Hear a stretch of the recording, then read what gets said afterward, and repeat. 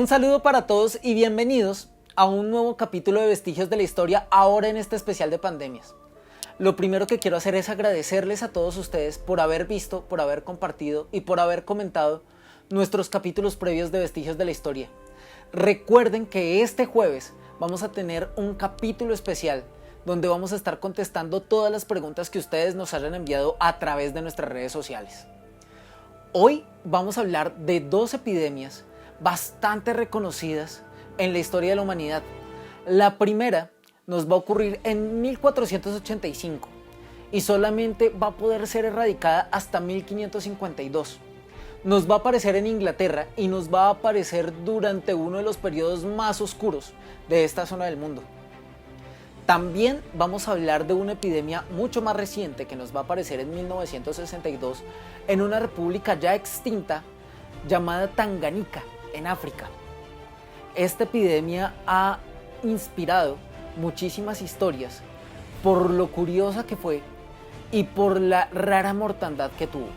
Sin otro preámbulo, empecemos con la primera. Inglaterra tuvo un episodio marcado por la sangre y marcado por la muerte, llamado la Guerra de las Dos Rosas. En palabras muy cortitas, la Guerra de las Dos Rosas consistió en la casa York y la casa Lancaster armando una guerra tremenda para saber quién se iba a quedar con el trono. La guerra terminaría en la batalla de Bosworth, que la ganaría la casa Lancaster en cabeza de Enrique Tudor, que se llamaría Enrique VII cuando subiera al trono.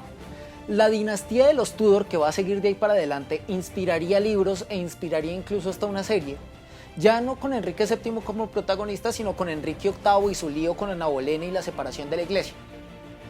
Los York, que fueron los que perdieron, la perdieron con un aspirante llamado Ricardo III, que también inspiraría libros y que también inspiraría películas, que incluso dejarían en la posteridad la frase mi trono por un caballo, gracias a la obra de William Shakespeare. Resulta que durante ese lapso, en Milford Haven, que es una ciudad que queda hoy en Gales, se hicieron famosas unas historias de muchas personas que estaban sufriendo de fiebres, que estaban sufriendo de alucinaciones, que estaban sufriendo de hemorragias nasales, pero la característica más notoria era una sudoración abundante y completamente anormal. Los ingleses bautizaron la epidemia en honor a la característica más notoria, que era la sudoración. Se llamó The Sweating Sickness. En otros lugares se reconoció como el sudor inglés. Y comenzaron a mirar de dónde había salido esta enfermedad, porque si no tenemos conocimiento de dónde aparece, es muy difícil controlarla.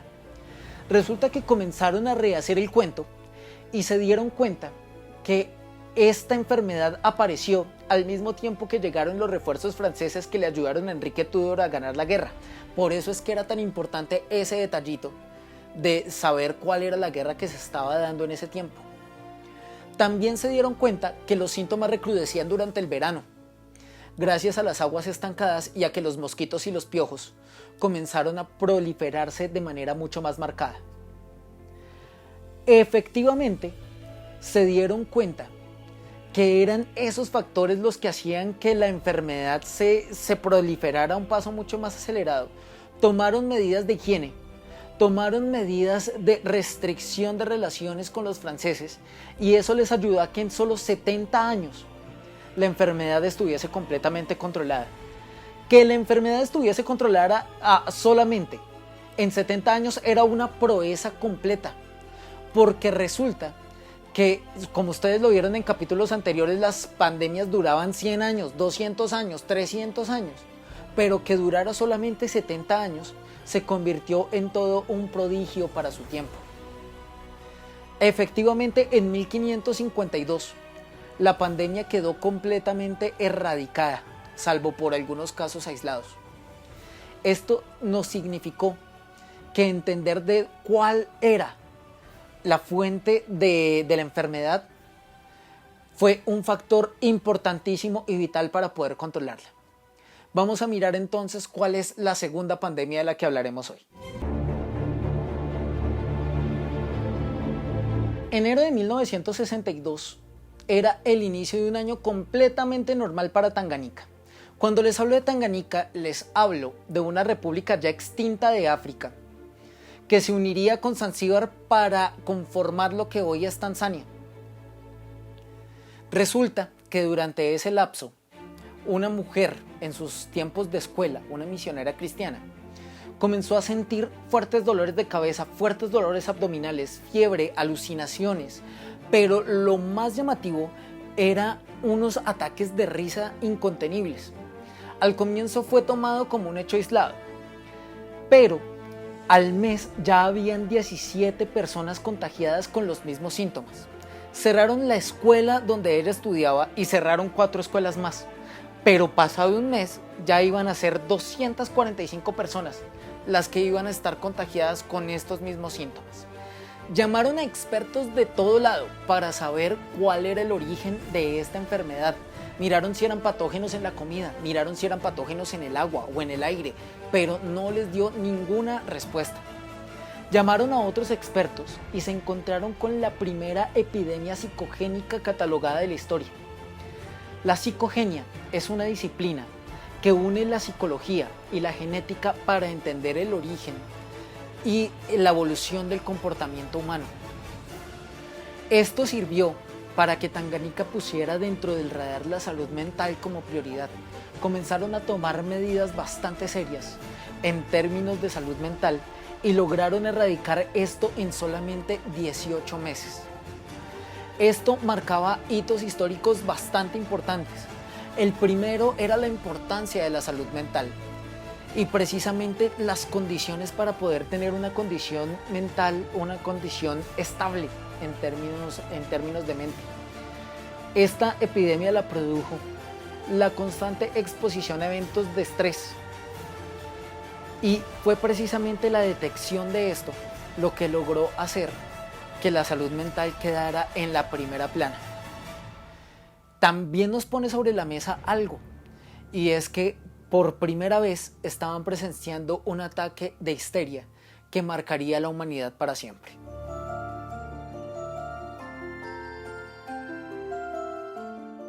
Luego de ver estas historias vale la pena aislar y analizar algunos conceptos de manera profunda. El primero, de nueva cuenta, viene a ser la detección de los agentes patógenos o de los agentes mentales que son responsables de una epidemia. Lograr entender cuál es el génesis, cuál es el origen de una epidemia, nos hace valorar los métodos que adoptamos para combatirla, nos hace decidir si efectivamente son efectivos o no. El confinamiento estricto es el método más efectivo que hay contra una pandemia. Nosotros podemos arruinar meses y meses de cuarentena saliendo solamente una vez de manera irresponsable.